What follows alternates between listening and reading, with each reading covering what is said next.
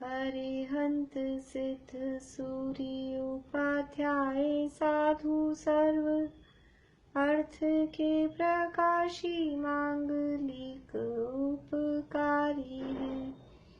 तिन्ह को स्वरूप जान रागते भई जो भक्ति काय को नवाए स्तुति को उचारी है। धन्य धन्य ते नहीं ते काज सब आज भये कर जोरी बार बार वंदना हमारी है। मंगल कल्याण सुख ऐसो हम चाहत हैं। हो मेरी ऐसी दशा जैसी तुम धारी है। हो मेरी ऐसी दशा जैसी तुम धारी है। मंगलमय मंगल करण वीत राग विज्ञान नमो ताहि जाते भये अरहंतादि महान। करि मंगल करि हो महा ग्रंथ करण को काज जाते मिले समाज सब पावी निज पद राज।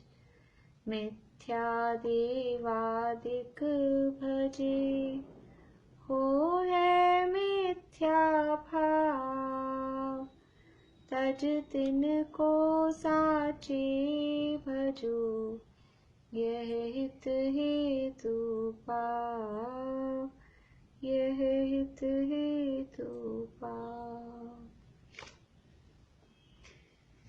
मोक्षा प्रकाशक प्रश्न आज तो देखे होंगे नहीं, बाद में करें, बाद में करेंगे। छठवां अधिकार कुगुरु कुदेव कुधर्म का प्रतिषेध करने वाला यह अधिकार है। और यहाँ कुगुरु के सेवन का निषेध, इसके संबंध में जो विभिन्न प्रकार के तर्क वो लोग देते थे अपने को गुरु मानने के संबंध में, तो विभिन्न प्रकार के तर्क यहाँ दिए। कुल अपेक्षा और पट्ट की अपेक्षा या वेश धारण करके अपने आप को गुरु मानते हैं, उस संबंध में अनेक अनेक प्रकार के तर्क पंडित जी साहब ने दिए। और अन्य मतों के शास्त्रों के भी उदाहरण दिए और जिन मत के जैन शास्त्रों के उदाहरण कुनकुंद आचार्य को भी यहाँ पे प्रस्तुत किया। तो कुगुरु के सेवन का निषेध किया। अब इस कथन को दृढ़ करने के लिए शास्त्रों की साक्षी देते हैं और रेफरेंसेस दे रहे हैं और उन शास्त्रों के प्रमाण दे रहे हैं। पेज नंबर है 180, 180 नंबर पेज। वहां उपदेश सिद्धांत रत्नमाला में ऐसा कहा है। गुरुणो भट्टा जाया सद्दे थुणि ऊण लिंति दाणाइम दोर्णवि अमुणिय सारा दूस मिसयम्मि बुढ़ंती। गुरुणो भट्टा जाया, जो गुरु हैं वो तो क्या हो गए, भाट हो गए। भाट कहते हैं नट को, शायद भाट नट इस तरह से। तो जो गुरु हैं वे तो भाट हुए और भाटवत शब्द द्वारा, वो भाटवत यानी भाट के समान शब्द द्वारा दातार की स्तुति करके दानादि ग्रहण करते हैं। सद्दे थुणी ऊण शब्दों से स्तुति करके लिंती दानाइम दान ले लेते हैं। जो देने वाला है उसकी प्रशंसा करेंगे अपने शब्दों के द्वारा। तो ऐसा भाट ऐसा काम करते हैं कि जिससे कुछ रुपया पैसा निकलाना हो उसकी प्रशंसा करते हैं और उसकी प्रशंसा करके उससे धनाधिक लेते हैं। वैसे ही यहाँ गुरु भी इसी तरह के हो गए कि दातारों की प्रशंसा करते हैं, उनकी स्तुति करके और उनसे फिर दान ग्रहण करते हैं। दोर्णवी दोनों ही, अमुणीय सारा है, अमुणीय असारा। ये मैंने मूल ये भी खोल रखा है, उपदेश सिद्धांत रत्नमाला है, ऐसा है इसका कवर पेज। तो ये ग्रंथ, इसमें जो इसका है अमुनी असारा लिखा है, और वो संधि होके यहाँ पे अमुनी या सारा ऐसी संधि होके बना है। तो ये दोनों ही जो दातार हैं और पात्र वो क्या है, दूसम सम्य दुषम संयमी, यानी जो दुषम काल है, ये दुषम पंचम काल है, इसमें ये इस काल दोष से गुरु भाट हो गए और भाट के समान दातार की स्तुति करते हैं।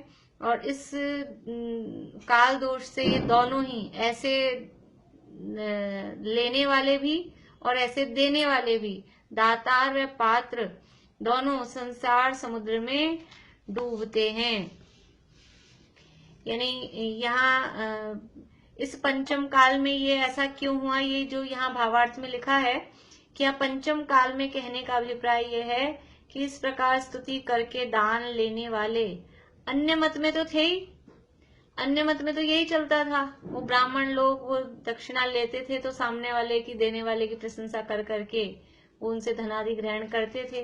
तो अन्य मत में तो पहले भी थे, जैन मत में ऐसा नहीं होता था। लेकिन ये पंचम काल की बलिहारी है, इस पंचम काल का या कहीं हुंडाव सर्पणी काल का ये प्रभाव है कि जिन मत में भी भाट के समान स्तुति कर दान लेने वाले हो गए हैं, वो इस निकृष्ट काल में ही हुए हैं। और तथा वहां कहा है, और आगे गाथा कह रहे हैं, ये तो थी ये उपदेश सिद्धांत रत्नमाला की 31वीं गाथा। अब बता रहे हैं 36वीं गाथा। कुगुरु सर्प से भी अधिक कष्टदायी है, यानी खोटा गुरु है वो सांप से भी ज्यादा कष्ट देने वाला है, उसके लिए बता रहे हैं। सप्पे दिट्ठेणासई लो नहीं को विकिम्पि अखेई, जो चयई कुगुरु सप्पम हा मूढ़ा भणयितम दुट्ठम। सप्पे दिट्ठे, सर्प को देखकर, नासई लोहो, लोग हैं वो, कोई भी मतलब वो भागता है, सर्प को देख के अगर कोई भाग जाता है तो उसको कोई बुरा नहीं कहता, नहीं को भी किम्पी अखे ही, उसको कोई कुछ भी नहीं कहता। सांप को देख के भागा तो कोई कुछ नहीं कहता, उसको कोई मजाक भी नहीं उड़ाता है, उसको कोई कुछ नहीं कह रहा, उसको दुष्ट भी नहीं कहता। लेकिन जो चयई कुगुरु सप्पम, लेकिन जो कुगुरु रूपी सर्प को छोड़ते हैं, चयई जो उनको छोड़ते हैं, हा मूढ़ा भनई तम दुट्ठम, दुष्ट लोग उनको, मूढ़ लोग उनको दुष्ट कहते हैं। हा मूढ़ा, ये जो मूढ़ व्यक्ति हैं वो उनको, जो कुगुरु सर्प को छोड़ रहे हैं उनको दुष्ट कहते हैं, उनको बुरा कहते हैं। बाहर में सांप दिख जाए, उसको देखकर कोई भागे तो उसको कोई दुष्ट नहीं कहता कि तुम सांप को देख के भाग रहे हो, सांप को छोड़ रहे हो और उसको छोड़ के भाग रहे हो। और कुगुरु सर्प को जो छोड़ के दूर भागे, उससे दूर हटे, तो लोग उनको दुष्ट कहते हैं, उनकी बुराई करते हैं, उनकी निंदा करते हैं। ये कैसी बात हुई? मतलब क्या कह रहे हैं कि ये कुगुरु हैं वो सर्प से भी अधिक दुष्ट हैं, भाव इसका ऐसा है। और आगे कह रहे हैं कि कुगुरु में सर्प से भी ज्यादा दोष है, और वो क्या दोष है वो बता रहे हैं। सप्पो एकम मरणम कुगुरु अनंताई देह मरणायम, तो वर सप्पम गहियम माँ कुगुरु सेवनम भद्दम। सप्पो एकम मरणम, सांप तो क्या करता है, एक बार मरण होगा, सांप काट लेगा तो क्या होगा, ज्यादा से ज्यादा एक शरीर का नाश होगा, एक बार मरण होगा। कुगुरु अनंताई देह मरणाई, लेकिन ये कुगुरु रूपी सर्प कैसा है कि कुगुरु रूपी सर्प से काटा जाए तो अनंत भवों में मरण प्राप्त होगा, यानी अनंत भव होंगे उस जीव के। कुगुरु अनंताई देह मरणाई, तो वर यानी श्रेष्ठ है, वर बोलते हैं श्रेष्ठ को, वर बोलते हैं वर वधु, दूल्हे को वर क्यों कहते हैं कि यही श्रेष्ठ है, इस वधु के लिए यही वर है, यही श्रेष्ठ है, इसलिए उसका नाम है वर। वरम बोलते हैं, वरम भी श्रेष्ठ, तो यहाँ वर यानी श्रेष्ठ है। क्या श्रेष्ठ है? सप्पम गह्यम, सांप का ग्रहण करना वो तो भला है कि एक तरफ सांप और एक तरफ कुगुरु रूपी सर्प हो तो किस साइड जाएं, कि सांप की तरफ चले जाना वो भला है। माँ कुगुरु सेवनम भद्दम, लेकिन कुगुरु का सेवन करना भद्दम यानी भला, माँ यानी नहीं है, मत करो। कुगुरु का सेवन करना भला नहीं है, कुगुरु का सेवन मत करो। इस प्रकार से ये उपदेश सिद्धांत रत्नमाला है।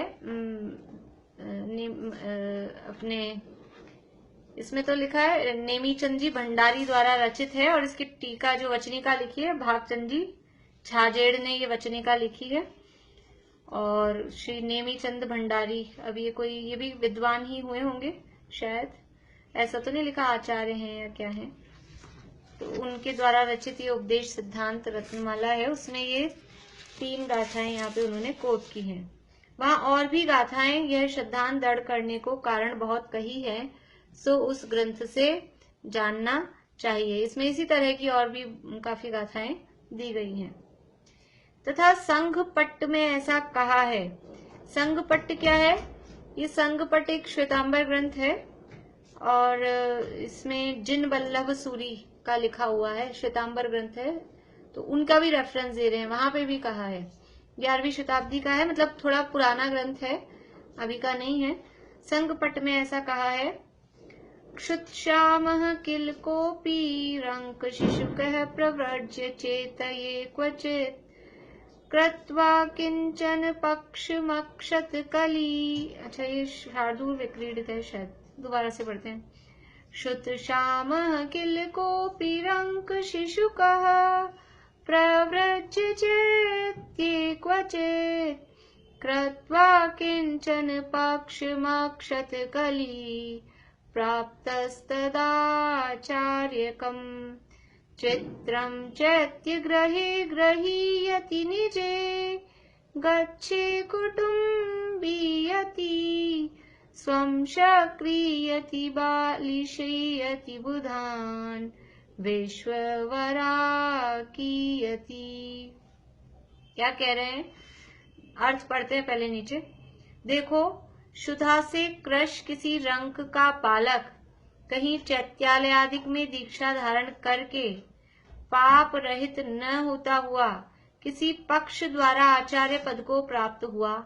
शुत क्षामः किल कोपि रंक शिशुकः, रंक यानी किसी गरीब व्यक्ति का, निर्धन व्यक्ति का बालक, शुत क्षाम है, शुदा से दुर्बल हो रहा है, भूख प्यास की वेदना से वो त्रस्त है, ग्रस्त है, और उसने क्या किया? प्रव्रज्य, प्रव्रज्य का अर्थ होता है दीक्षा, प्रव्रज्य बोलते हैं दीक्षा को। चैत्य क्वचित यानी कहीं चैत्यालय में उसने दीक्षा ले ली। फिर क्या हुआ?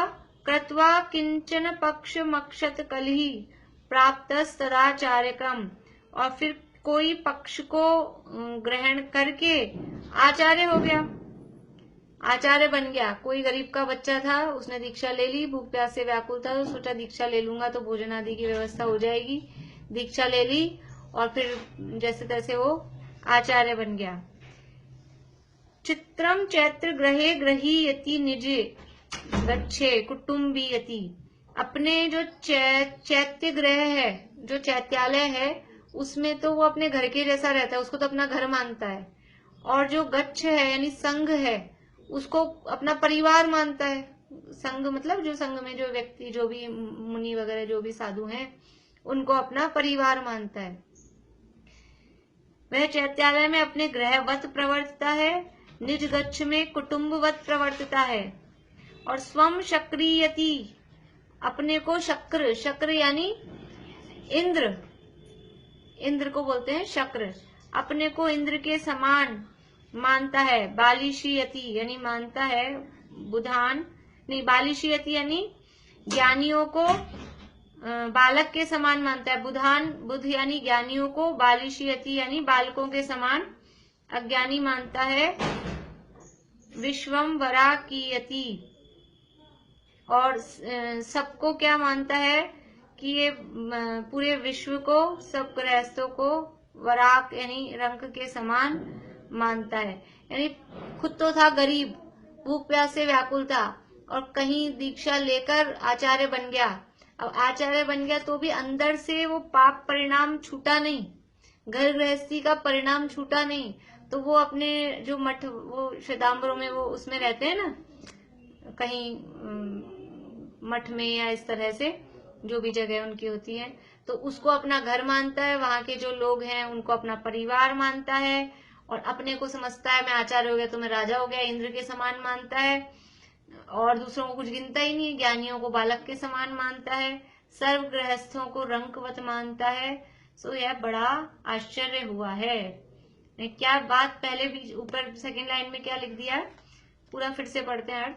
देखो, शुदा से कृष किसी रंक का बालक कहीं चैत्यालय आदि में दीक्षा धारण करके पाप रहित न होता हुआ, यह है सबसे बड़ी बात, कि वो दीक्षा, रंक का बालक दीक्षा धारण कर ले कोई बात नहीं, अंदर से उसको भी वैराग्य आ सकता है, विषय कषय से में रुचि छूट सकती है, लेकिन वो विषय कषय की रुचि नहीं छूटी।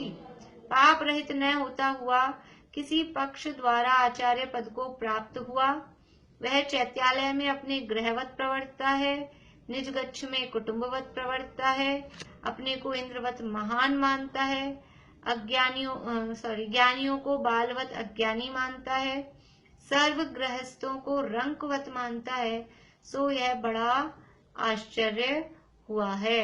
ये कितने आश्चर्य, ये सब क्या है कि ये सब ये कुगुरु इस तरह से कुगुरु बन जाते हैं, और ये इस काल दोष का विशेष इसमें प्रभाव है, इस काल के कारण विशेष रूप से ये होता है। आगे, तथा यैर जातो न च वर्धितो न च कृतो न च कृतो इत्यादि काव्य है। उसका अर्थ ऐसा है, जिनसे जन्म नहीं हुआ है, बढ़ा नहीं है, मोल नहीं लिया है, देनदार नहीं हुआ है, इत्यादि कोई प्रकार संबंध नहीं है, और गृहस्थों को वृषभवत हाँकते हैं, जबरदस्ती दानादि लेते हैं। सो हाय हाय, यह जगत राजा से रहित है, कोई न्याय पूछने वाला नहीं है। इस प्रकार वहाँ इस श्रद्धान के पोषक काव्य हैं, सो उस ग्रंथ ने से जानना। मतलब ये क्या कह रहे हैं, वहां एक और ऐसा काव्य, पूरा काव्य नहीं दिया, उसकी एक लाइन दी है कि जिनसे जन्म नहीं हुआ, मतलब और कोई दूसरे लोग हैं, नीचे जो बात कही ना गृहस्थों को, यानी किसी से कोई संबंध नहीं। हमारा संबंध किसी से क्या होता है कि जिनसे अपना जन्म हुआ हो, अपने से जिनका जन्म हुआ हो, ऐसा कोई संबंध हो।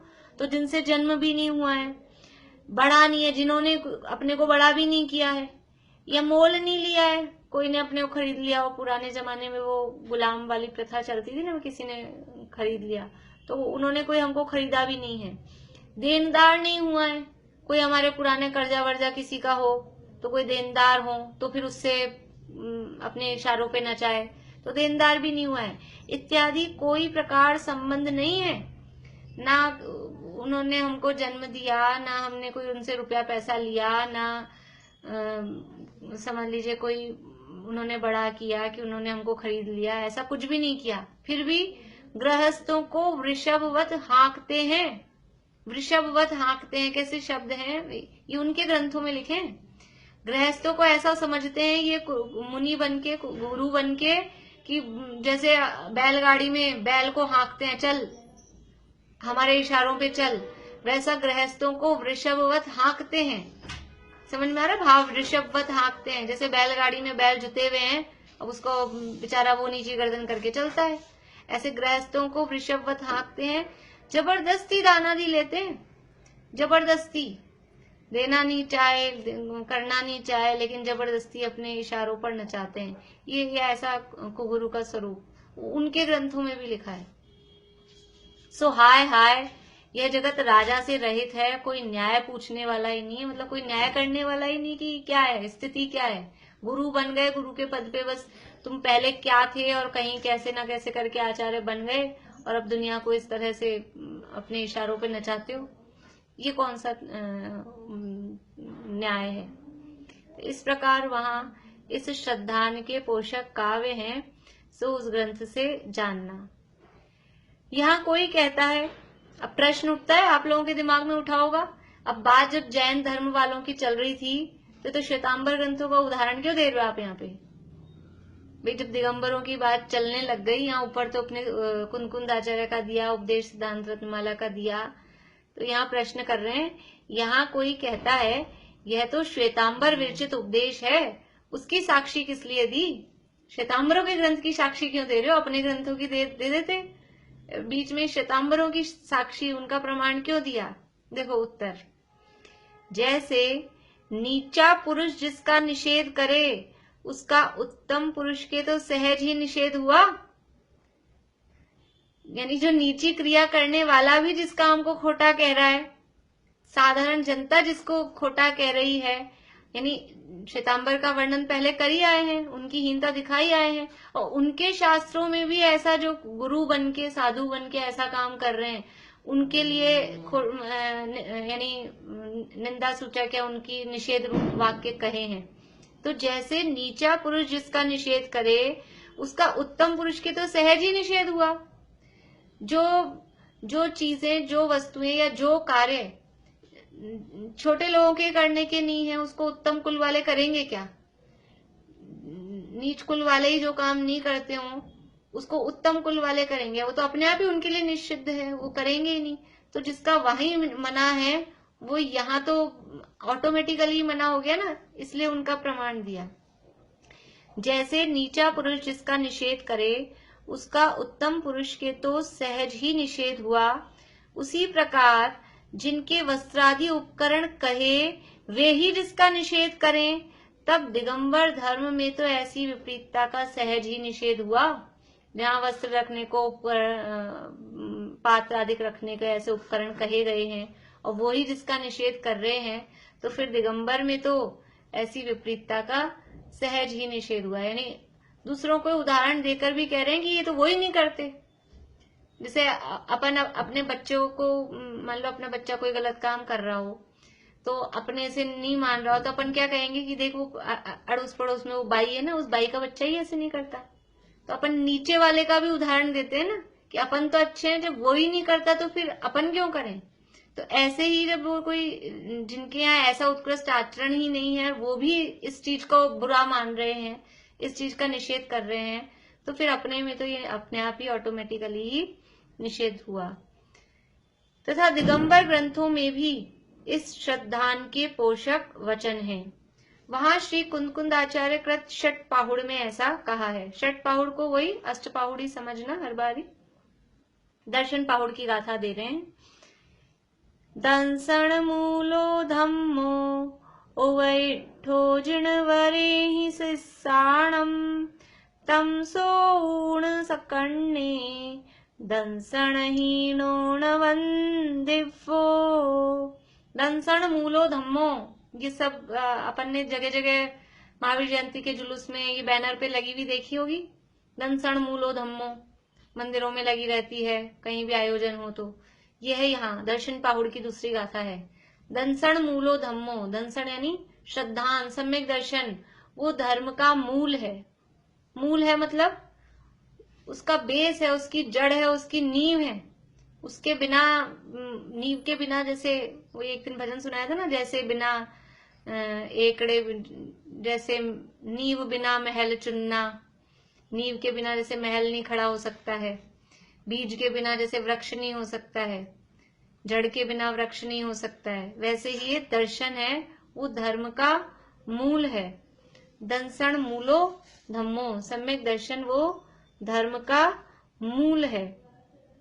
ओ इट्ठो जिनवरे शिष्याणम, ऐसा शिष्याणम यानी शिष्यों के लिए, ओ विट्ठो उपदेश है, जिनवरेहिम जिनेन्द्र भगवान का ऐसा उपदेश है। यानी सम्यक दर्शन है मूल जिसका, ऐसा जिनवर द्वारा उपदेशित वो धर्म है।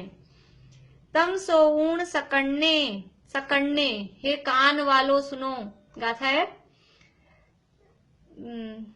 हे कान वालों सुनो दर्शनहीन वंदन योग्य ना। उसके ऊपर की लाइन क्या है ममता, अभी याद है?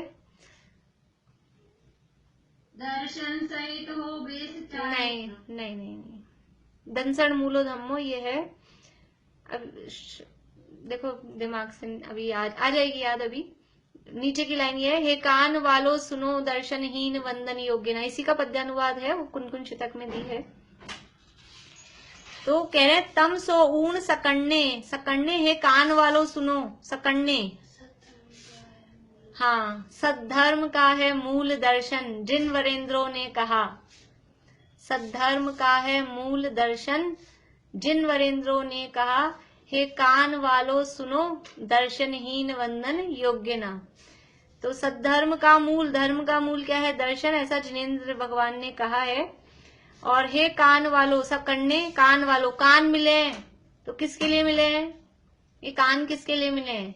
कि ये बात वास्तविक धर्म का स्वरूप सुनने के लिए ये कान मिले हैं। तो हे कान वालों सकन्नो सोऊण सुनो क्या कि दंसण हीणो न वंदिव्यो, जो श्रद्धान से भ्रष्ट है उसकी वंदना नहीं करनी चाहिए, वो वंदन योग्य नहीं है, उसको गुरु मानना योग्य नहीं है। जिसका श्रद्धान ही बिगड़ा हुआ है, जो दर्शन से ही भ्रष्ट है।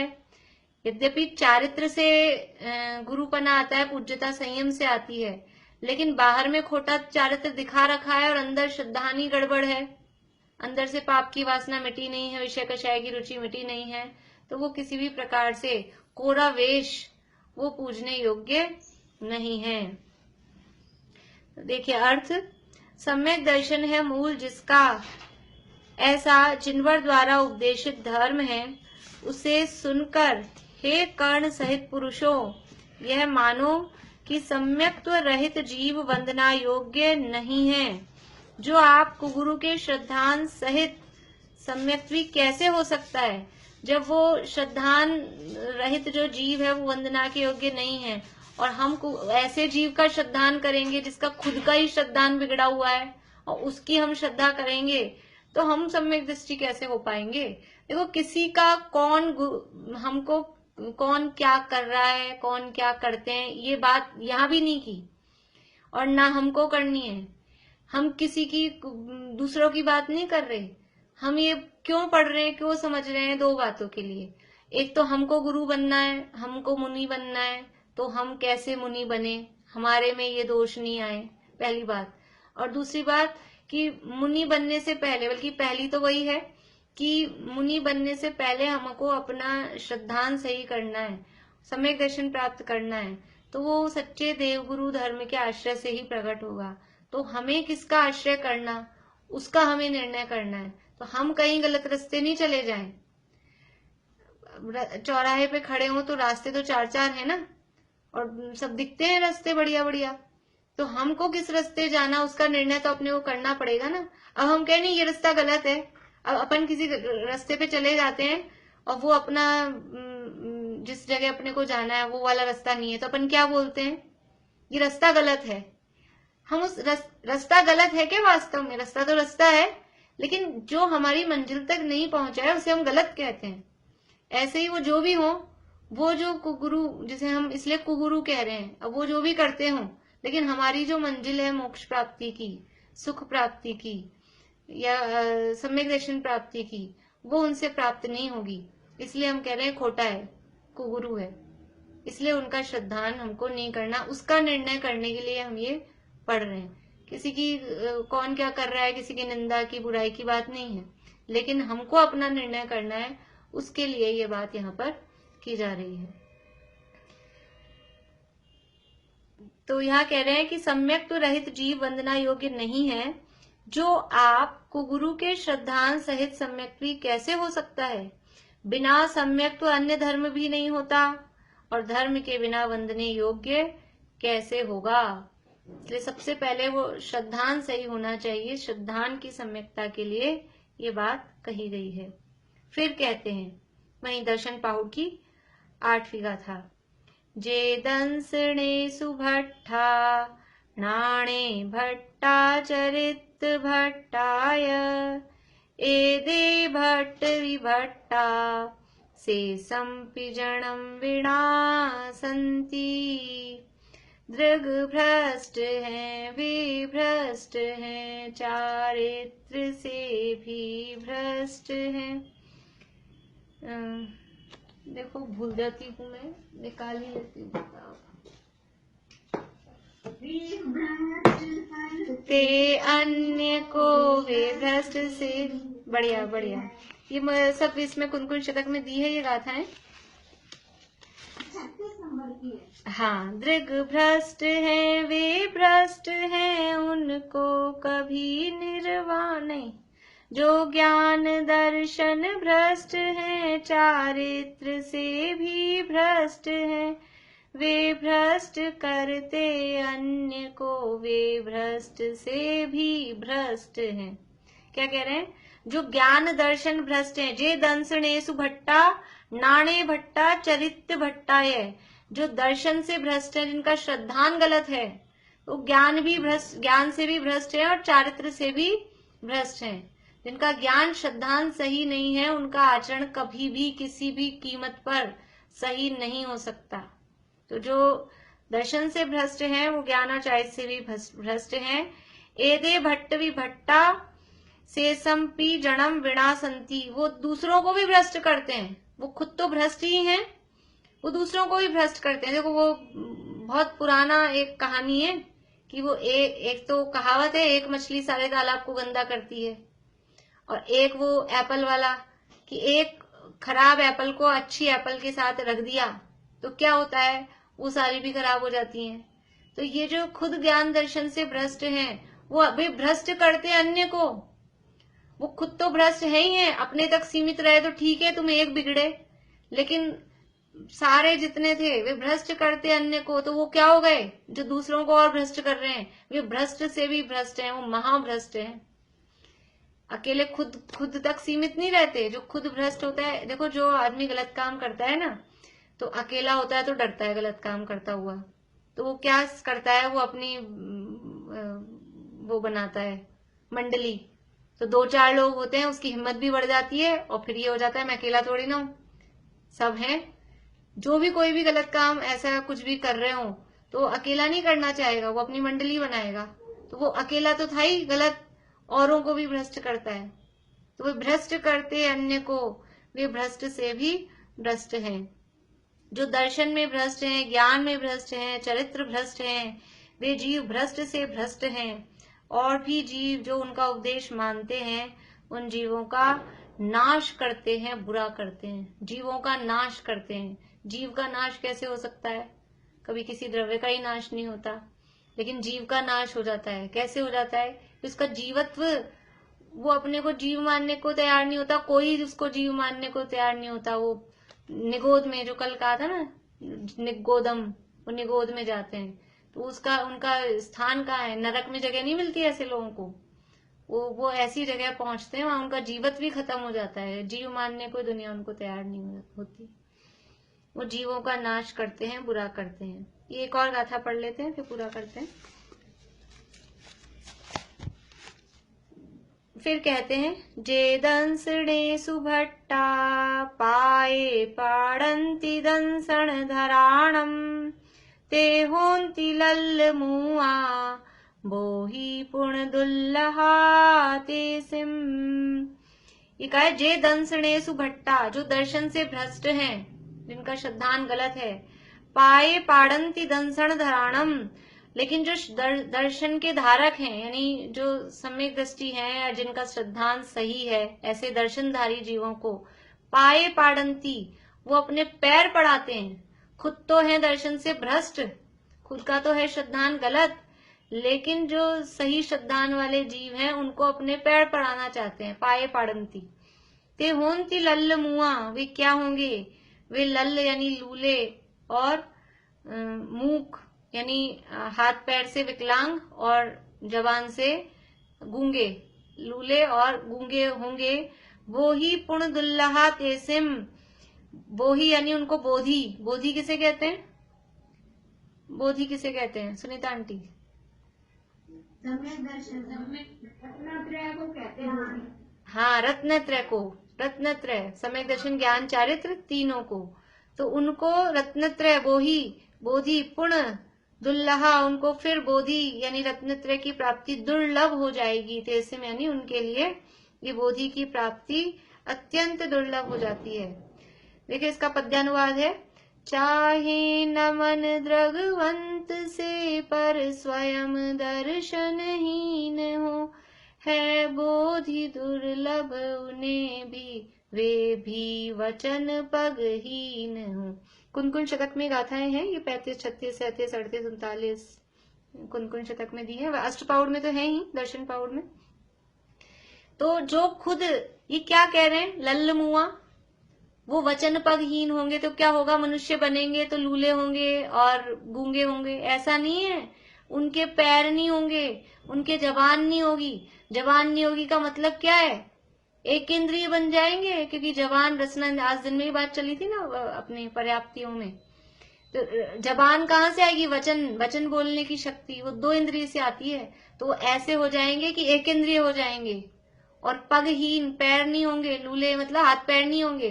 पेड़ पौधों के हाथ पैर होते हैं क्या, पेड़ पौधे हैं, पृथ्वी का एक, जल का एक, अग्नि का एक, हाथ पैर नहीं होंगे, अंगोपांग नहीं होंगे ऐसे हाथ पैर जैसे, और बोलने की शक्ति नहीं रहेगी। सीधा सीधा अर्थ इसका क्या है, मतलब वही एक इंद्रियों में जाएंगे, निगोद में जाएंगे, स्थावर बनेंगे। तो जो आप तो सम्यक्त से भ्रष्ट हैं और सम्यक्त धारियों को अपने पैरों पड़वाना चाहते हैं। खुद तो भ्रष्ट हैं, लेकिन जो सही है उसको हमारे पैर पड़ो, आके हमको प्रणाम करो, ढोक करो। क्योंकि वो वेश, अपने को वेश से बड़ा मानते हैं। थोड़ा सा वेश क्या धारण कर लिया, दुनिया वेश ही देखती है बस। ये दुनिया इसीलिए कहा ना जगत भोला, दिमाग नहीं लगाते, खाली वेश देख के और उसमें बहकावे में आ जाते हैं। लेकिन वास्तव में जो ऐसे हैं कि खुद तो सम्यक से भ्रष्ट हैं और सम्यक धारियों को अपने पैरों पड़वाना चाहते हैं, वे लूले गूंगे होते हैं, अर्थात स्थावर होते हैं।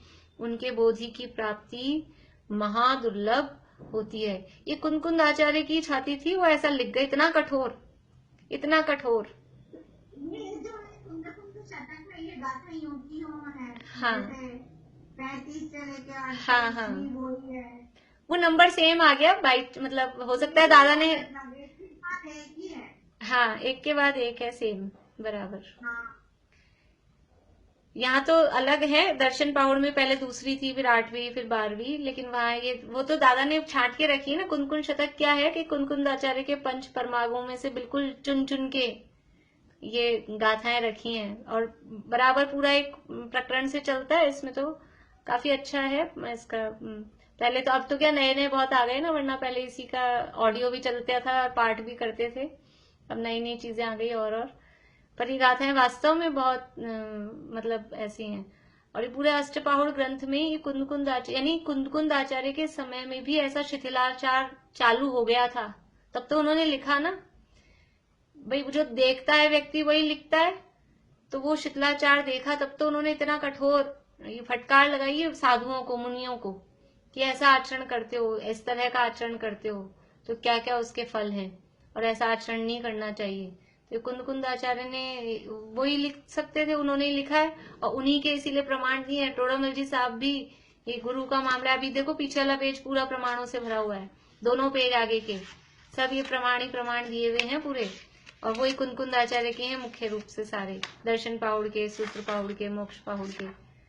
तो शिथिलता, वास्तव में ये जो शिथिलता है आचरण में, वो आचरण में शिथिलता श्रद्धान की वजह से आती है। श्रद्धान नहीं है तो आचरण में भी शिथिलता आती ही है, और उसका यहाँ निषेध किया है कि जो कोई नहीं मानते। अब क्या करें, फिर महावीर भगवान का निषेध करने लग जाएंगे कि हम उनको नहीं माने, अब क्या कर सकते हैं। लेकिन ऐसा नहीं है, कुंद आचार्य तो सब मानते ही है, कुंद नामना है, मानी जाती है। वो तो कुछ ऐसे लोग होते हैं तो कह दे अपने आप को ही, वो इसीलिए कहा है ना, ये भी पीछे कहा कि वो अपने आप को ही भगवान मान रहे, इंद्र मानते हैं। ये पीछे भी इनका आया था ना एक उदाहरण। तो जो अपने आप को ही बड़ा माने तो उसका तो क्या करें। तो इस तरह से, यानी कुल मिला के हमको तो खुद का निर्णय करना है, हम कहीं गलत चक्कर में नहीं पड़ जाएं। जो भी इस तरह के दूसरों के केस सुनाते हैं कि ऐसा ऐसा हो गया, आते हैं ना, मान लो टीवी पे सुनाए कि न्यूज़पेपर में, तो हम कहीं ऐसे गलत उसमें नहीं फंस जाएं। हमें तो अपनी सुरक्षा करनी है, दूसरे से कोई किसी का अपने को मतलब नहीं है, कौन क्या है नहीं है, लेकिन हम कहीं गलत चक्कर में नहीं फंस जाएं, हम सुरक्षित रहें। अपने श्रद्धान के लिए हमको ये गुरु का निर्णय करने के लिए ये बातें हैं। तो सभी सच्चे देवशास्त्र गुरु का निर्णय करें, इसी भावना से यही पूरा करते हैं।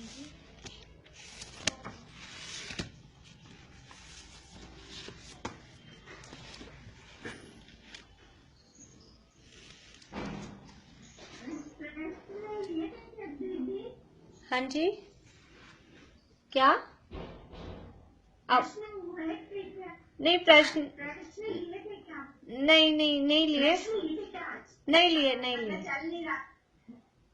लिए हाँ, वो कल ही दिए थे ना, कल ले लेंगे फिर। देखिए विमलनाथ भगवान की वंदना है, मैं अभी मैंने इसमें लिया नहीं है, कंप्यूटर में शेयर नहीं कर पाऊंगी, आप लोग मोबाइल में से देख के बोल सकते हैं।